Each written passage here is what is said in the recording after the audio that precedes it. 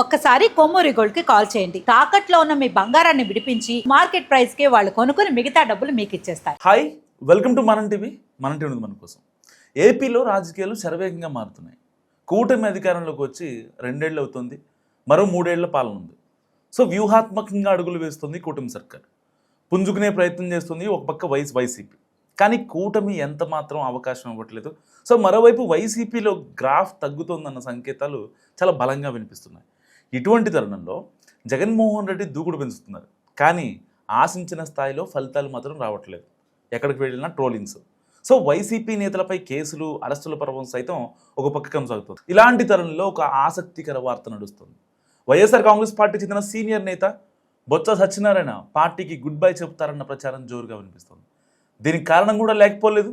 ఆయన మనసు మారడానికి ప్రధాన కారణం ఒకటి ఉన్నట్లు తెలుస్తుంది. ఉమ్మడి రాష్ట్రంలోనే senior most leader Botsa Rajasekhar రెడ్డికి సమకాలికుడు అనేకంటే ఆయన ప్రోత్సాహంతో రాజకీయంగా ఎదిగిన నేత కూడా.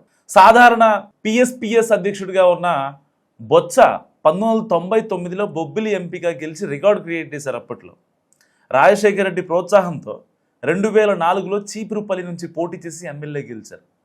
రాజశేఖర రెడ్డి క్యాబినెట్లో కీలక మంత్రి కూడా అయ్యారు. తనతో పాటు తన కుటుంబ సభ్యులందరినీ రంగంలో దించారు.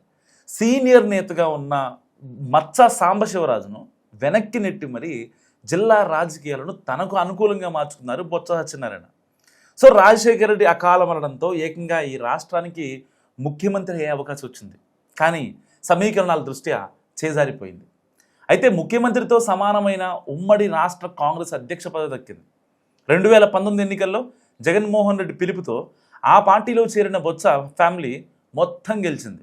5 సంవత్సరాల పాటు జగన్ క్యాబినెట్లో మంత్రిగా కూడా కొనసాగారు బొత్స.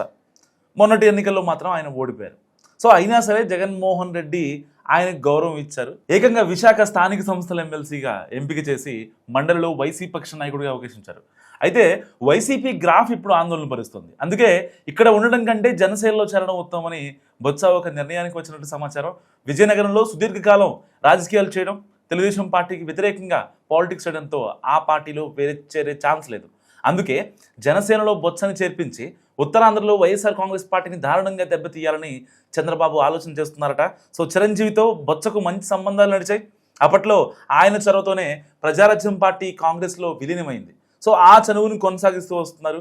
అందుకే బొత్స పవన్ కళ్యాణ్కు దగ్గర అవుతున్నారన్న ప్రచారం జరుగుతుంది.